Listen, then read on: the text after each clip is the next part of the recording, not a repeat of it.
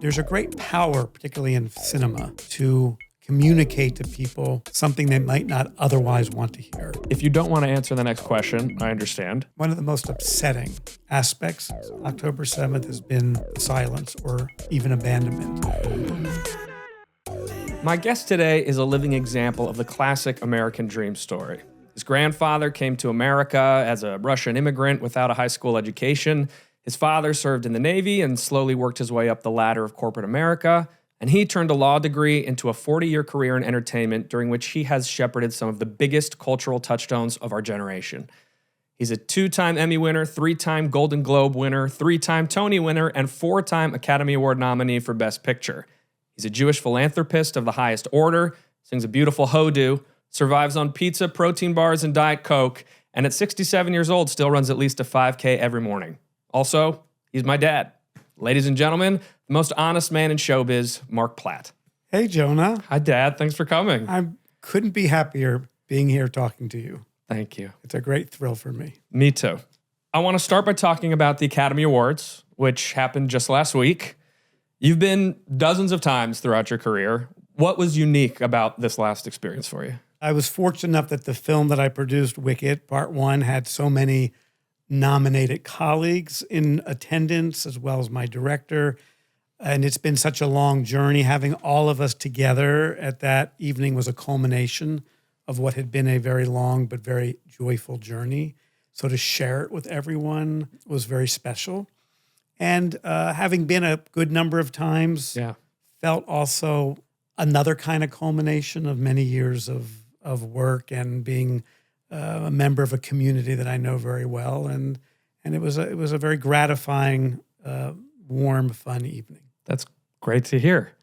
Most people would probably assume you're disappointed having not won the award for Best Picture, but I don't think you are. Can you speak on that? I'm the guy who won an Oscar for 1 minute and 47 seconds and had to give it back. Yeah, at least you didn't have to go through that this time. Right, for the film La La Land. Well, one of the things you learn when you've been in making movies for so long is that the real joy is in the journey of the making of it. And if it's not, you're in the wrong business. It's really hard and very arduous and very time consuming and takes a lot out of you emotionally, creatively, physically. I mark my victories and my experiences by whether or not they were journeys that I enjoyed making. And in the case of Wicked, it was such a gratifying experience. It was everything I hoped and dreamed it could be. I waited 20 years to make the film, as you know, from when I first produced it on Broadway. And yet it took me beyond my wildest imagination. In this instance, I got so much incoming communication from people saying, thank you for making this film. It seemed like a film people wanted or maybe needed at this time. In what way? There was joy in it. I think there was hopefulness in it. I think folks felt transported to another world. And for all of us, Oz means someplace over the rainbow. And even though our Oz has some darkness underneath it, I think there's aspirational qualities to it, to see a character speak truth to power, as the character Elphaba does, and to make choices that are tough. And so it just felt like an entertainment, a cinematic experience that was really needed and wanted at the time. I speak at length about the awards in the monologue that precedes this episode, but I want to just ask you, from your experience, how did it feel to be in the room when No Other Land, the Palestinian-Israeli documentary, won the award? You know, what was that experience? I had anticipated that film would win, and so I was somewhat braced for it. I haven't seen the film, so it's unfair for me to comment on the merits of the film. And it's always challenging when awards come with politics, because particularly in Middle Eastern politics, it's so hard to reduce the complications and nuances of any conflict to a 2-minute speech or a 2-minute advocacy for something. There was a little balance to it, I think, but it was slightly uncomfortable just in the putting forth of points of view where one didn't have the opportunity to respond. I understand this point, but there's also this point and there's that point, and that's indicative of of so much in our world today, which is very extreme on one side or the other. Yeah. Now I want to go back to the beginning and let my audience know a little bit about Marc the man. You were raised in a very Jewish part of Baltimore, a conservative Jewish family. To use your phrase that you use with me a lot in storytelling, what would you say is the tree trunk of your Jewish identity? The tree trunk for me is indeed family, but under that umbrella of what I mean by family is not just the commitment to family, your own family, but commitment to the larger family of your community or our community, and a commitment to the values, the Jewish values that I was taught by my mom and dad, your grandparents, that found their way into our family life, into our daily life. And hopefully, as we grew and went out into the world, into all the different corners of our lives, those values and that sense of family. So family first and foremost. And I try and run my company, my films, my productions, all as families as well, and have infused that kind of feeling of belonging and community, and also integrity and honesty. What are some of your earliest, warmest Jewish memories? Like what pops into your mind? Shabbat would be probably the first thing. We always had a Shabbat dinner around the table. My dad traveled a lot, and he would often be gone from Mondays through Thursdays. So Fridays felt special because it was Shabbat, but also because Dad was coming home. And the warmth of the evening, my mom lighting candles and having a prayer that she would recite in English. I don't know where she got it from, but it became a prayer that she would recite every Friday. And now you all know that prayer. In fact, you took that prayer and put it with a photo of my mom and my family and gave it to each of us. So the meals, the sitting around and not rushing through dinner and talking about our week, what we'd each done during the week. So that's probably the warmest memory.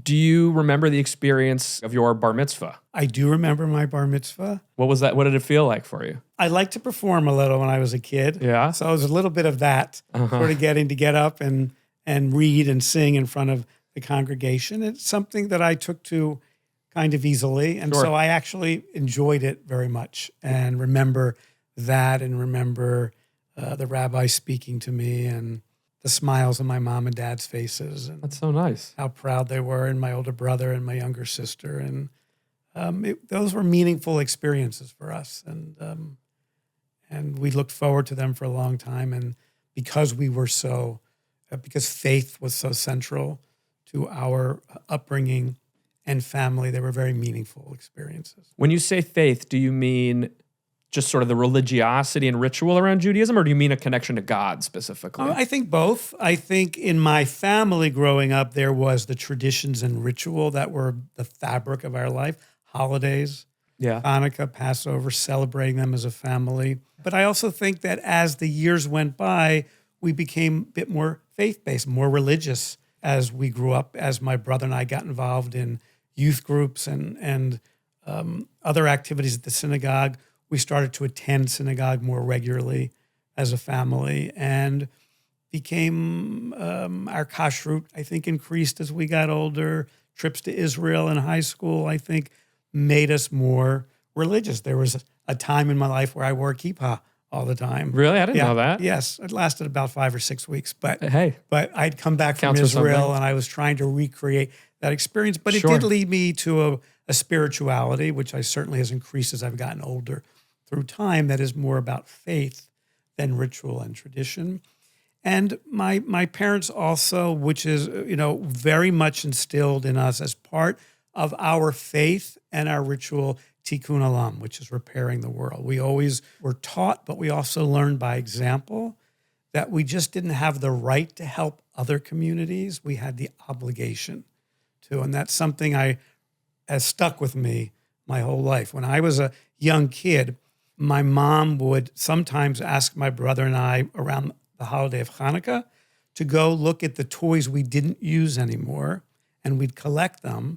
And my mom would take us down to the Children's Hospital in Baltimore, which was not in a great neighborhood. Baltimore was somewhat of a segregated city in the 60s where I lived. And we would not just drop off the toys. My mom would take us to the ward and we'd give out the toys to children, many young kids of color from different communities than ours. But that was an extension of what we were supposed to do. And so I learned that from, I must have been 5 or 6 years old when we did that, the importance of giving to others and being inclusive with all communities. What did you get out of that other than sort of the knowledge that that was important? The joy of just giving, not for the headline of it. In fact, the greatest mitzvah is to give without anybody knowing what you're doing. Just the joy, to see another child who has a different life, not as privileged as mine, in a hospital ward, smile with joy, to take a gift when your 6-year-old kid leaves, a real impression on your soul. It really speaks to you. One of the best summers I had was I went back to that hospital when I was in between my 7th and 8th grade year, I think, and I volunteered at the summer at this hospital with kids from broken homes, kids who had come from abusive homes and therefore had to be in a hospital, many foster kids.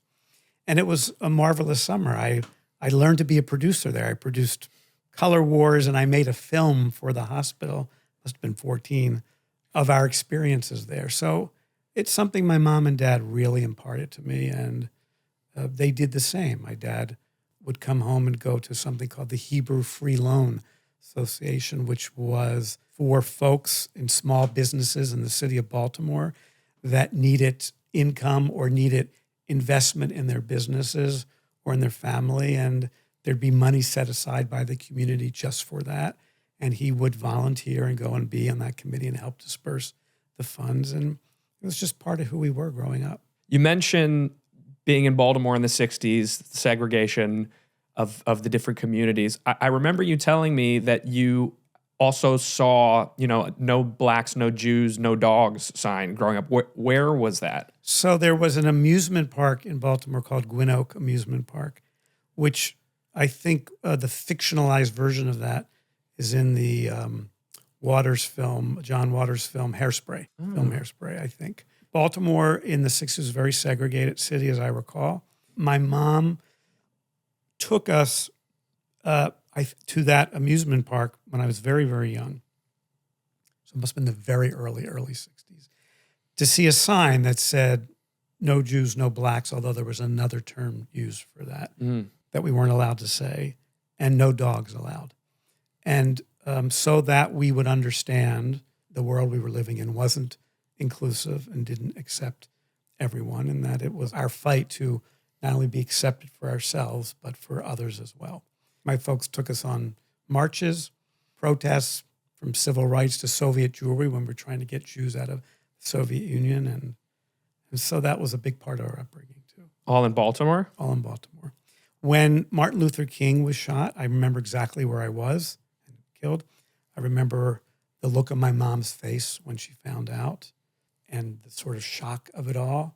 It provoked riots in a lot of the East Coast cities. Mm-hmm. Baltimore was one of those cities. And after the riots, my mom and dad insisted that we drive downtown and see the destruction that had occurred, to understand where that sadness and anger had come from, and to start to think about how to help to rebuild what had been destroyed in that sad time. How often do you think about your parents? I think about my mom and dad every day. Yeah. Every day there isn't some moment that goes by where Sue and Howard aren't on my shoulder, or I think about how much I miss them, or I wish they could be here watching and seeing. And often when I'm with the grandkids or with your kids, I think how much joy they would have had from seeing these wonderful kids. So you mentioned you went to Israel in high school. Tell me about that experience. I went 2 summers in a row, in between 10th and 11th and between 11th and 12th. Once with USY, which is a conservative youth group, for 7 weeks, and then once with the Baltimore Hebrew College, which was a Hebrew high school that I went to, that had an Ulpan program where I studied immersive Hebrew. Wow. And then traveled for 3 weeks. And for many reasons, I found those experiences somewhat life-changing. I was there in between the Six-Day War and the 1973 war. I was about to ask, because I figure this must have been early right 70s. Between the two wars, and it was a very different time where Israel as a country had been besieged so many times and attacked so many times, and was still growing and emerging as a country. And so it was exciting to be there. And we also spent on both trips, we would go into Israeli Arab communities. I remember once we played basketball with an Arab community and then had conversation with high school kids. That's cool. So one had the sense even back then, the need to start young and to build bridges between communities. I came back from Israel my second time in August 1973 and had spent a week in the Sinai Desert, which was then under the Israel. Right, before. When Egypt raised its hand and said, we will have peace, Israel gave back the land, which they were had been always willing to do when there was a true peace. But between those two wars, the Sinai Peninsula was under Israel's jurisdiction, so we had to climb Mount Sinai. I tell you that because the folks who took us were our leaders for that 5-day excursion into the desert were from the tank group that was the first tank group into the Sinai. I know this because I remember driving by in a truck and the leader of our truck screamed to a friend of his who was driving by in Hebrew, but I understood at the time, don't tell anybody, I'm taking a few days off here. But 4 weeks later, they were all killed in the incursion in the initial Yom Kippur War, when we weren't prepared, because Yom Kippur, there was a lot of casualties in the first 24 hours, and that tank group was one of the major casualties. So when I came home in 1972 in August, it was a week before the Munich Olympics. And so I remember watching the Munich Olympics live when the Palestinian terrorists took the Israeli hostages, the athletes, and then murdered them all. Yeah. And I remember watching it live, watching Jim McKay. It was a famous sports announcer on ABC walking us through the moments of that. It was like watching reality TV for the first time. This was 1972. So it's interesting that in that time period, I think my return home, such significant events occurred that it dovetailed into my into my experiences. And then I went back again between my junior and senior year of college and spent 4 weeks in a kibbutz at Neve Yam, which was in the north, was on the ocean, which is one of the reasons why I went to go. And I washed dishes, and I got up at 4 a.m. and brought live chickens, which I didn't quite enjoy. I had to take them and put them on crates and trucks where they were taken to market. So I had the full experience. That's amazing. Going back to the Munich Olympics, what was the feeling in America, in the diaspora, watching that? It was unbelievably sad and tragic. Even, again, putting politics aside, to be an athlete, to go to an Olympic in Germany, right? Not that long after the Holocaust, and to have, be taken from your room and then ultimately murdered was unthinkable. It was really a stomach punch. How would you compare that experience to the October 7th experience? I mean, similar in some ways, just the brutality of it and the unthinkable nature of it. I think October 7th, just because of the nature of the events that occurred on that day, were so brutal and so evil, regardless, again, of anybody's politics, of anything, that we were living in that in real time, not as it was happening, but discovering hour by hour exactly what had happened. Because your mom is the head of JFNA. We were at a wedding in Maine, and we drove to New York. It was Saturday. Right. The wedding was Saturday night. We drove to New York, and from Saturday night, really for the next 48 hours, we were on Zoom, as your mom was. I was listening to Israel as things were unfolding and more information was coming in. And that was hard to fathom, only to be followed by the, soon thereafter reaction of people. Again, regardless of politics, the ability to say people got what they deserved.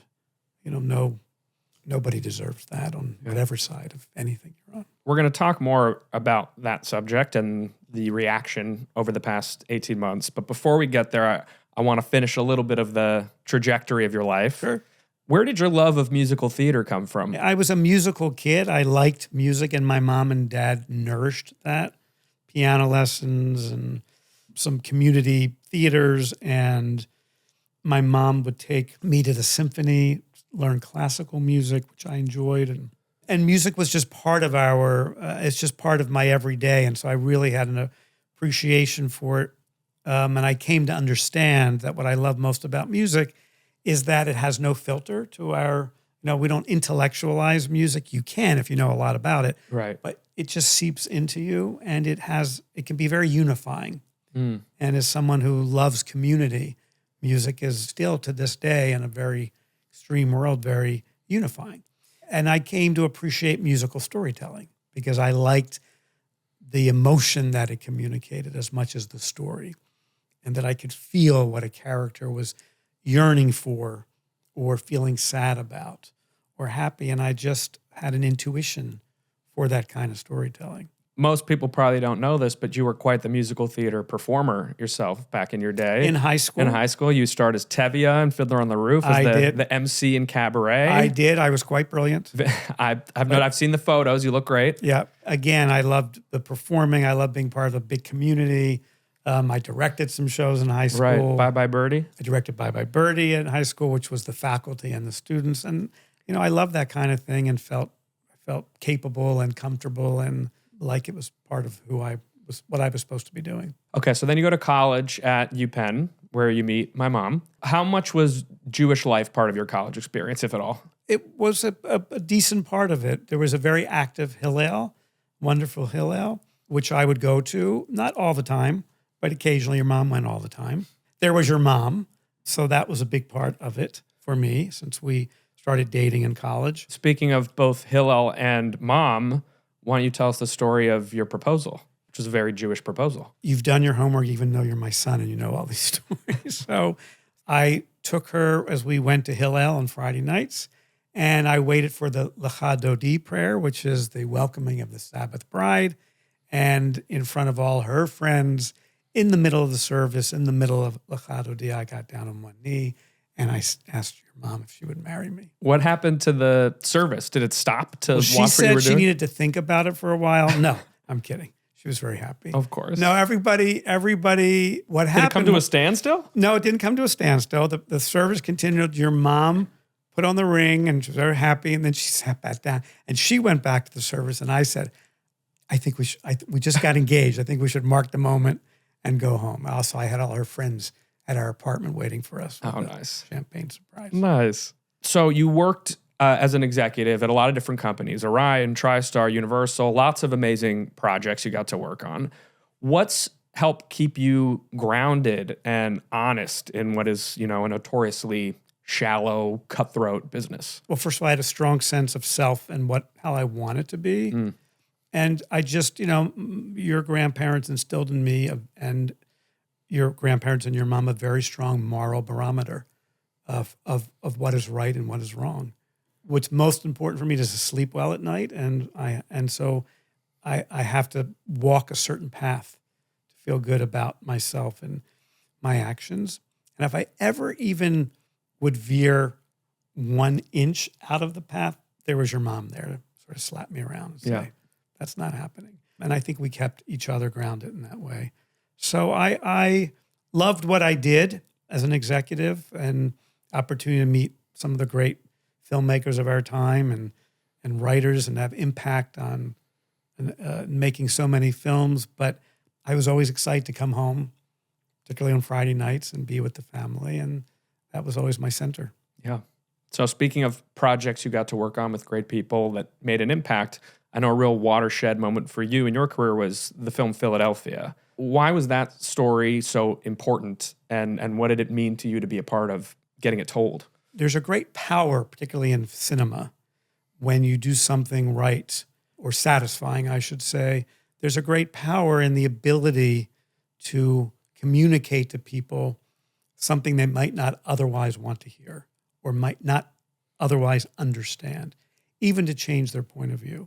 I started a company, Orion, that had a long history of making films that changed the point of view of people, or tried to, in all different issues. I also had developed a very close relationship with a wonderful director by name of Jonathan Demme, who sadly is no longer with us, who became a dear friend.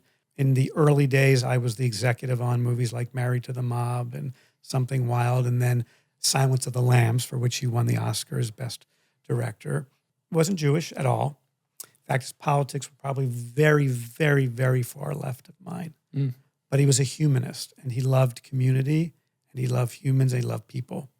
And you can see that in all of his films. After Silence of the Lambs, in the late 80s, there was a terrible plague in the world called AIDS.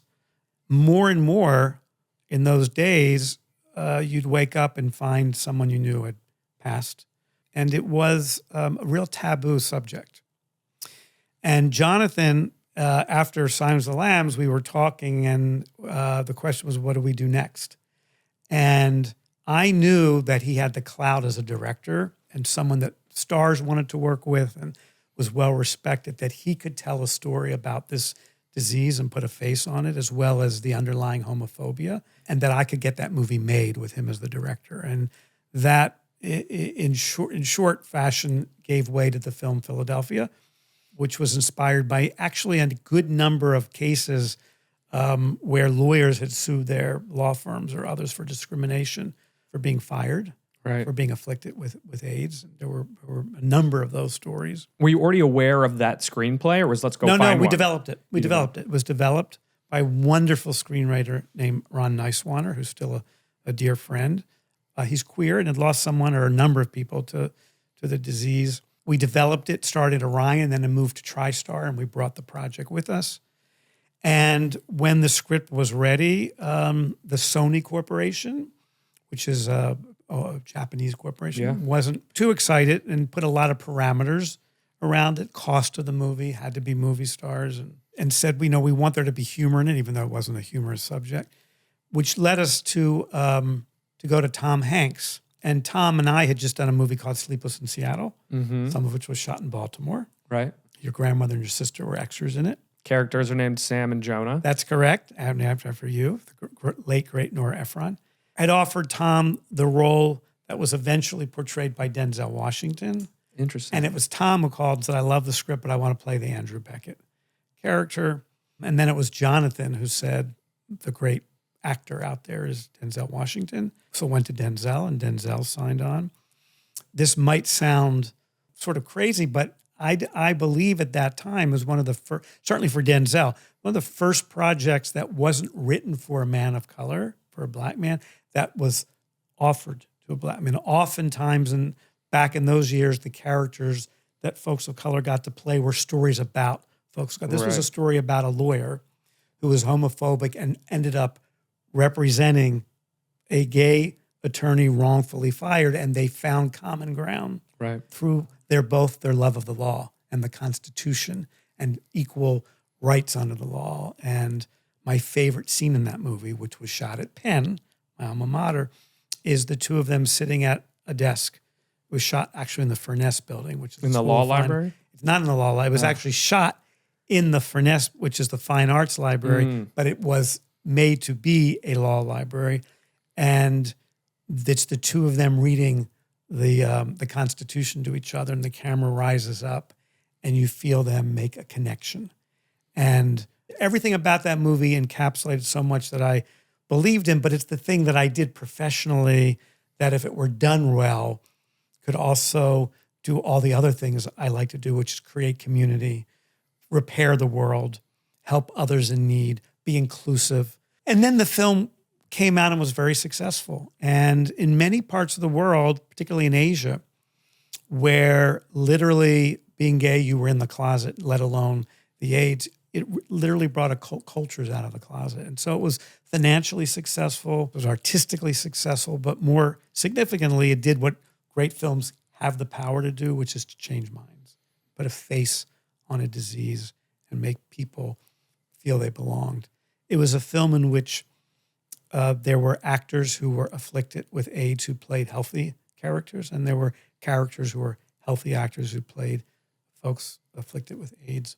There were a number of authentic AIDS victims, I remember one of them when he died asked to be buried in his wardrobe from the film Philadelphia. And the most significant thing were the letters that I got, particularly from moms who had lost sons, thanking us for the movie. Wow. At what point did you become aware that you have tended to gravitate in your career towards underdog stories? It goes back to seeing a sign that said no Jews, no blacks, no dogs.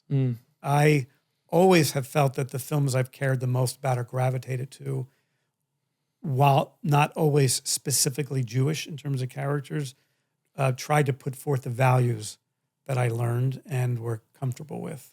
It's not an accident. It's an extension of me.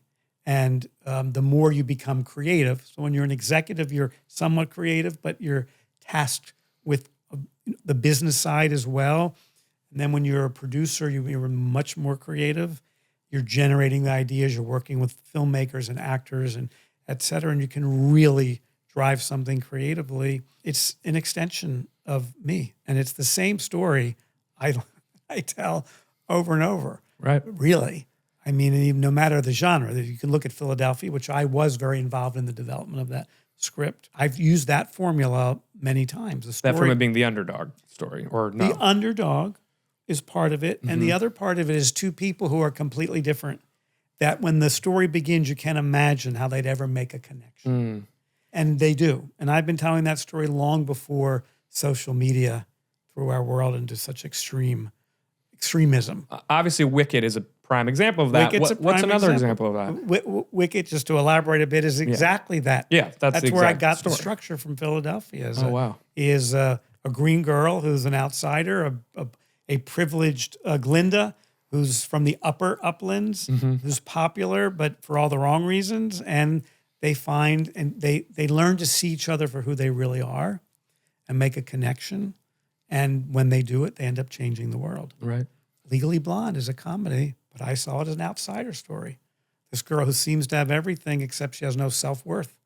And people think she's not intelligent. And she longs to belong in that regard. And she finds her own community by recognizing her intellect and her value as a person. I have the live action version of How to Train Your Dragon.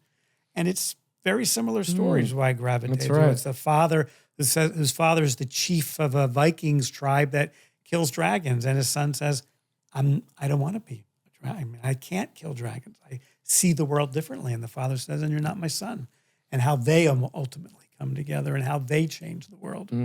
Same story. Okay, so I want to talk about a difficult period in your life. Around the time of Philadelphia, early 90s, terrible tragedy strikes in our family. The infant son of our cousin drowns tragically. I remember his older siblings sleeping at our house, and it was the first time I was ever really exposed to grief or mourning or Shiva, and it was a really difficult time for you. What did that loss mean to you, and how did it change your relationship to life and death and God? Well, it was a very traumatic experience, you're correct.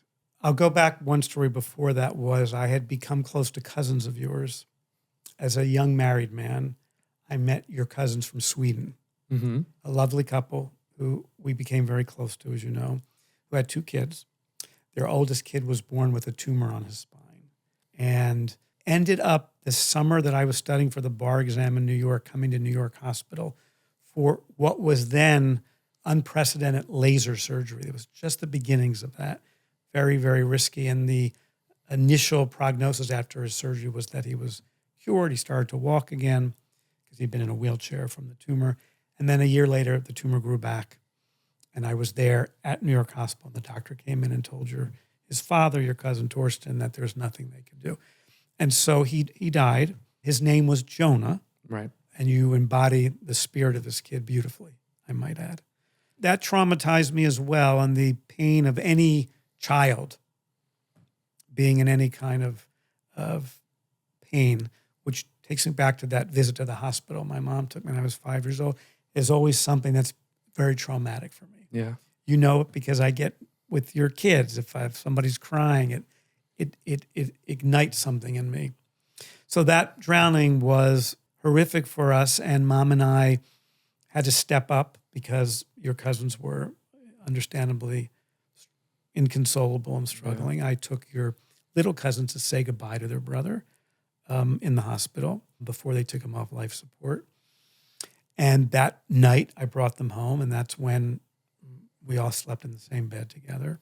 It made my faith so much stronger because there are certain things in life that we can never answer and we never will. There's no logic to them. That's what faith is. Sure. Faith is believing in things you can't see and you can't understand. My dear friend who I went to college with, who's been on your show, David Wolpe, came to the house of mourning. And he said the following, which has stuck with me ever since. There is a randomness in the world. There is an order. And the reason there's a randomness is because we can't live in a world where only good things happen to good people and bad things happen to bad people. Because if only good things happen to good people, then you'd only do good for the quid pro quo of the good things that will come back to you. And then there wouldn't be any true goodness, any real altruism in the world, any divine quality of true goodness. Right. And that was a great source of comfort to me. It is one of the things that drew me to Wicked initially, because the book, the novel Wicked by Gregor Maguire, is literally, it's a great fairy tale and a reframing of Frank Baum.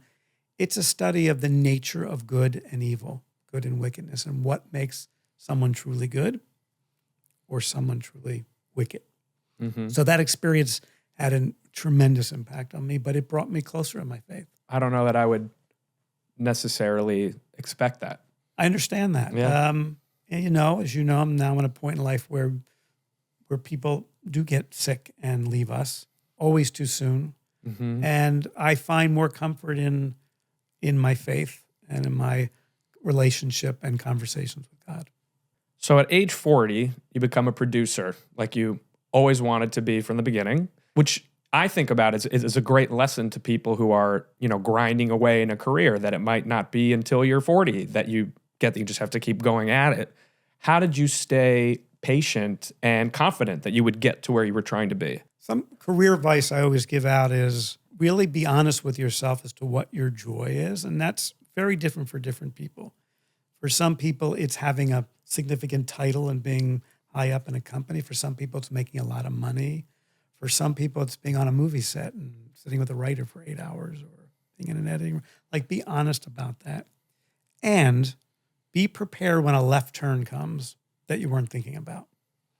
And really consider whether that's a turn you want to take. Because I've had some of those. I always thought I was going to be a producer on Broadway, lived my life in New York City, and I took a left turn to LA, and Mom and I thought, let's try it for a year. And that was, 30. Right before I was born. Yeah. So about 37, 38 years ago. You're so old. I know. That makes me really old. We're getting up there. And so I knew what I wanted to do, but opportunities kept coming out of the blue that I didn't see as the end game, but I did see as this is going to continue to help me to get to where I want to go. By the time I became a producer, I was ready. I was hungry for it. And I remember going into my office I'd been president of 3 studios. I had all the trimmings of being a president of a movie studio, et cetera. When you're a buyer, when you're the head of a studio, everybody's calling you every day. Everybody wants to talk to you, sell to you, right? Get their clients to work for you. And then when you become a producer, literally the next morning, your phone won't ring. And I was so prepared for that. Yeah. That part of what I wanted and looked forward to was building a career, an extension of my career, but the new chapter brick by brick. And the first day I started, I had one employee, my office manager, Joey Levy, and me. Shout out to Joey. And we were in like half of a bungalow, not even a full bungalow. And we built a company brick by brick. And with many great colleagues who I ended up hiring and mentoring. And I knew what I wanted to do, and I was never going to not do it. And it just came to me that moment in my life where the opportunity arose. We've talked a lot about Wicked, which, is a generational achievement in conversation for greatest of all time in its medium. You don't get a lot of those. What does it feel like to be the guy who produced one of the most successful, longest running, beloved musicals of all time? Feels pretty good. It's very gratifying. Wicked is something I loved from the beginning, as you know, because you were a young kid, and I'd come home from readings and put on tapes in the car. I was at those readings when I was like, freshman of high school. Yeah, I love what the story was about. It's very interesting, but that was early in my producing career, and I always felt very strongly that it was an extension of my Jewishness, that story. It's about tolerance. It's about being another. Its metaphor is about a leader coming in and blaming the underrepresented for the ills of society. Mm-hmm. And this was written 20-some years ago. Right. With the metaphor in Wicked being the animal culture and animals being silenced. And the writers look back at history and a lot at the Holocaust. And we talked about the Holocaust a lot. And the fascism in Germany and how that came to be when we were creating Wicked. It's what Gregory Maguire was doing in his novel. Right. It's only as history keeps repeating itself over and over that if you went to see the film or the musical Wicked today, you might think it was written about the world we live in today. I think that's part of what's made it so successful. And I always felt it was about doing good, repairing the world, speaking truth to power when it's not popular, standing up and saying this is what's right and this is what's wrong. Again, these to me were all Jewish values. Mm-hmm. It's about the social construct that is evil or prejudice. You can be anything in Oz. You can be differently abled. You can be big, tall, small. You just can't be green. And it's completely arbitrary on purpose because the nature of prejudice is a social construct. Society somehow creates you're different and therefore you're less than somehow.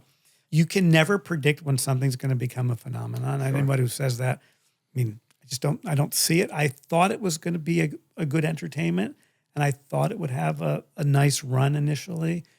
But the fact that it became embraced by generations isn't something I accounted for. I don't think about it that much because, I don't know, I never read my press, so to speak. But it's a very satisfying feeling to know that something you've spent so much time on and that so much of what's inside you is in those characters and that story is so embraced by the world and that people's lives have been changed, hopefully, for the better and for good for having that experience, either in the theater or in the film. Yeah. There's a line in Wicked that I think about a lot and have been thinking about a lot actually since October 7th, speaking of the timelessness of it. The truth is not a thing of fact or reason. The truth is just what everyone agrees on. Very prescient, kind of timeless words. When you hear that in the context of today, where does your head go? Just how incredibly and sadly relevant that is. As part of why we're in such a conundrum, why there is so much hatred and extremism. People will believe what they want to believe. They don't want to stop believing what they want to believe in. And we're programmed now to live in echo chambers, so we can only hear what we want to hear. And it seems to me that truth died a long time ago. What responsibility, if any, do you feel that Jewish industry leaders have in terms of speaking out against Jew hate and in support of Israel? I think all of us have a responsibility to stand up for our community, like any other community that receives hate has to stand up.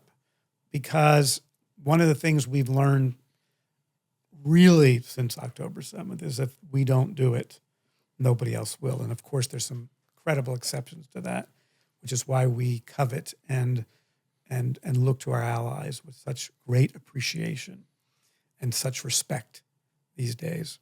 But I think all of us, in whatever position we're in, have a responsibility to speak up. Now, we may do it in different ways. Some may do it publicly, some may do it privately, but we all have an obligation to right the wrong, like we would for any other community and have for other communities for so long. You're somebody who prefers the private route for the most part. What's the calculus for you in that strategy? I'll characterize that. For many years, my participation in the Federation was as a speaker, and I would travel the country and speak to fundraising events who wanted to hear about Hollywood. But what I would discuss with them, often discuss Wicked, the Broadway, musical and the values in that and what it was to be Jewish in Hollywood, et cetera, et cetera. In the world we're living in now, I find, particularly with social media, my style and my effectiveness is, because I'm not on social media. I'm not someone who's posting, or I'm not a politician. I'm not going to speak at a, political event. But when I see someone speak in a way that feels terribly misinformed to me, I have found it to be most effective to reach out directly to that person and say, can I sit down with you? Would you have a conversation with me? You posted something, you said something, and I'd like to present to you the other side. Or I feel it's, seriously misinformed. And I've had some great success there. I mean, one never knows for sure, but I feel like I've had great impact one-on-one. I've been invited into people's homes thereafter. I know some of the work that individuals have done who have posted some things that I have found upsetting. And I've had some not successful encounters where I've tried my best, but the individual is coming from a place of what feels to me just like hate and Jew hate, period. And people know my faith in Hollywood. People know what I stand for, and that's because I speak the speak. Again, maybe it's not in a front of a camera. Sure. But it is to the community. And I would venture, if you went out in the community and asked about, people would know that I'm Jewish, that I'm proud of it, that I'm engaged, that I'm active, that I don't tolerate Jew hate or any other kind of hate, and that I can be relied on. There was documentaries that came out this past year. I sponsored screenings and went and introduced them, particularly the documentary on the Nova music. We Will Dance Again. We Will Dance Again. So I hosted that at Paramount. I spoke on its behalf. I've hosted events, as you know. At the Nova exhibit. At the Nova exhibit, with I hosted Scooter an Braun. event with Scooter and others. Again, reaching out to all communities and politicians very successfully in building communities. Mom and I are hosting a dinner in our backyard. Which I'm missing, sadly. Which you're missing to bridge the Jewish community and the Black community that Van Jones is helping us with. So I am public in that regard. Yeah. And I'm happy to be very public in that regard. When I'm working with artists, I find it more effective to sit across from a table and say, this is what you're not understanding, and walking them through it. And it's proved effective for me. Have you felt the silence from some of your peers or your colleagues in the industry in the past 18 months? Without question. I think one of the most disappointing, one of the most upsetting aspects since October 7th has been the silence or even abandonment of others, of my colleagues, who have either gone quiet or abandoned me. When I, again, talking about being public, when the October 7th first occurred, I set up a series of Zooms from different communities. One was a sports Zoom, one was a Hollywood Zoom, and we talked to Jews and non-Jews alike about what was going on, the hostages, et cetera, et cetera. But there were some communities where I tried to organize that, again, for purposes of educating and saying, here's the other side. Let's just walk through both sides of it, where there wasn't an interest in engaging. Would you say that sort of came more from non-Jewish colleagues, Jewish colleagues, or I'd say mostly. I would say mostly non-Jewish colleagues, but some Jewish colleagues too. That's got to be tough. It's very tough. It's almost like you don't want to know everything about somebody, because once you do, you can't erase it. Yeah. And so a lot of the projects I was in the middle of since October 7th, I was cautious about, not about myself, but about not soliciting other people's points of view in a way that would make it impossible for me to continue working when I was in the middle of something. Right. But I'm very, I read everything, and I get a lot of incoming. If there's people upset in the Jewish community in Hollywood will call me about this person, that person. And what I do have, like everybody else has, is choice to choose who I work with, who I engage with. Several members of the Wicked cast, including Ariana Grande, Cynthia Erivo, Bowen Yang, have been active, at least online, in their opposition to Israel, Artists for a Ceasefire. As someone who cares so much about your professional relationships and the product you're making on set, how do you navigate that? I talk to people, and I think, particularly in those instances, people are told that something is about something in a very reductive way. And it feels like, well, who doesn't care about innocent tragedy, innocent civilians? No decent human being wants any suffering in humanity from decent people. What happens in instances as individuals ascribe their names to something where they're not being completely informed, and the messaging to them is they're suffering here. Right. We have to speak out for suffering. The message doesn't include there's also suffering over here, or there's suffering that was prompted or instigated by an act of terror or an act of evil, or there's a terrorist group in place that wishes for the annihilation of a whole group of people. That gets left out of the conversation. And so my way of dealing with this is when the moment is right, is to have that conversation where it can be heard. Right. And where what I'm saying can be heard, not in the midst of anger, and because the people you reference aren't those people. Sure. But where it can be heard and processed and therefore understood. And I feel good about those conversations that have been had.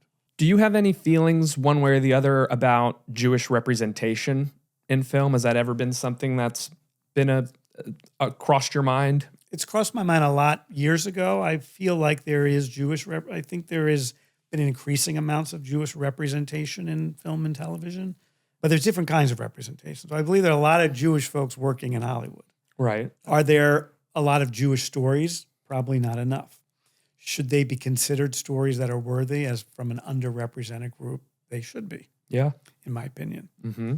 But I also believe that art is empathy. And one of the things lacking in our world is empathy. Because we are living in these corridors, these echo chambers. And while I think that the ability to identify with your community is very significant and important, and to feel represented is very important, and to feel you belong and to be seen is very important, I also believe that without empathy, this world will be even worse shape than it's in now. The ability to step into someone else's shoes and feel what they're feeling is what makes an artist, whether you're a painter, sculptor, an actor, a writer, or director. Do I believe that every character that's Jewish in film or TV needs to be played by a Jewish actor? I don't. Mm-hmm.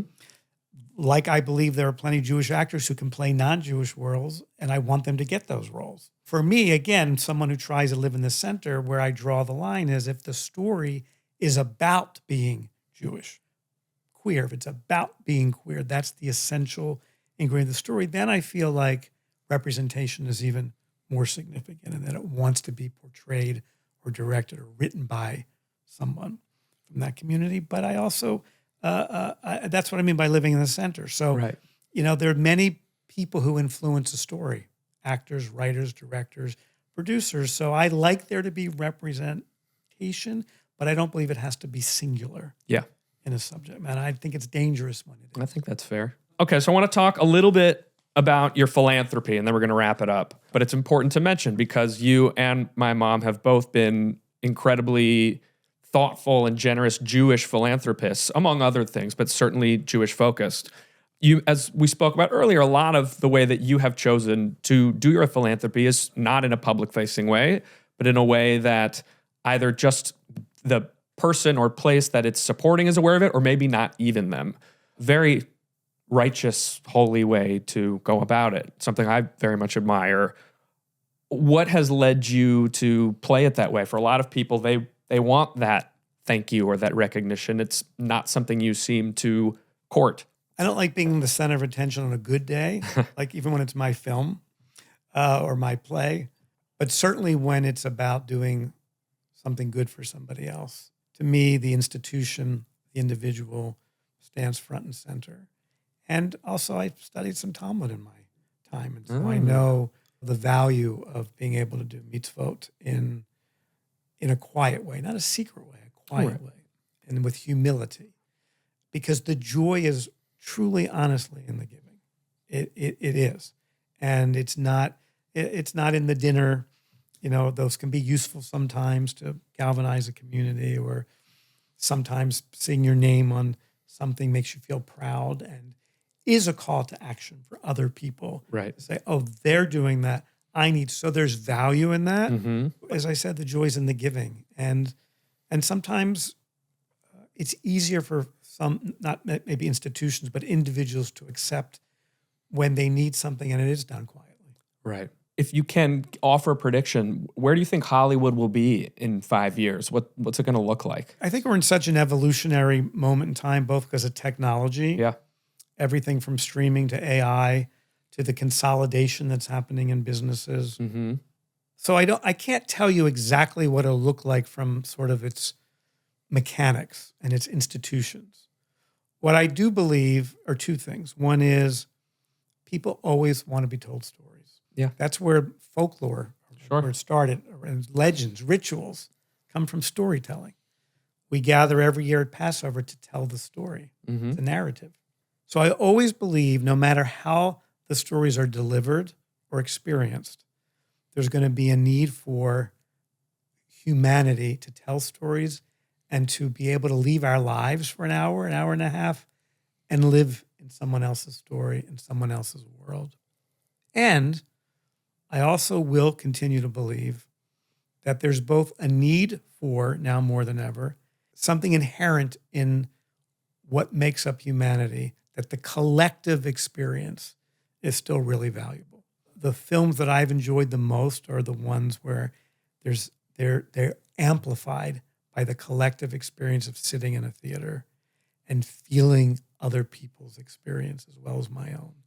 And I think no matter how effective streaming is, and I think there are many virtues to streaming, and whatever the next platforms are that technology brings us, I still think that the collective experience will still be there, and I hope it will be, because we're living in a time where we're becoming more isolated, more extreme from each other, and it affects everything from Middle Eastern politics to how we view entertainment.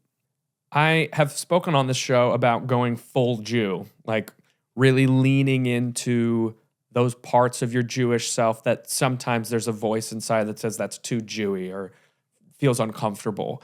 What would that look like for you to go full Jew? For me, and I'm only speaking for me, I feel I am full Jew all the time. In someone else's eyes, that might not be, but I feel I am and always have been. Before, I didn't need a war or a cultural revolution in this country, identity politics, to be who I am or who I was raised to be and evolved into. It's my values. It's my presence in the community and the priorities I put in my life, my relationship to God, which is a personal thing to me. To me, I am full Jew, and I'm proud of it, and I don't know how to not be that. Looking way ahead, you've mentioned your best friends, your 8 grandchildren. What does the Jewish future look like for them, do you think? I have some fear about that. And rather than give into the fear, what I have tried to do is what my children, you and your wife, Courtney, shout out to Courtney. Weekly shout out to Courtney. Is all we can do is what my mom and dad did, even though the world is far more challenging. Is to raise our kids and our grandkids with the right values, the right sense of self and self-worth, to provide unconditional love, Jewish tradition, Jewish ritual, a sense of faith, sense of something bigger than ourselves in the world. These are all Jewish ideas and themes. And to impart that to them in how we live our lives, in how we gather for Shabbat, in how we go to synagogue, and how we treat other people. You know, I can remember all of you being like, where's mom? Why isn't dad home, et cetera? And we were out doing federation things or raising money or et cetera, and wanted you to know that's where we were. So while I have fear, because I think the world is far more complicated and just so extreme, I do believe that it starts with your sense of who you are as a Jew and a person and yourself. And that starts at home. We've made it this far. I think we're going to be okay. I sure hope so. All right, let's end, as I love to do on the show, with a lightning round. Just going to throw a couple quick ones at you. Okay.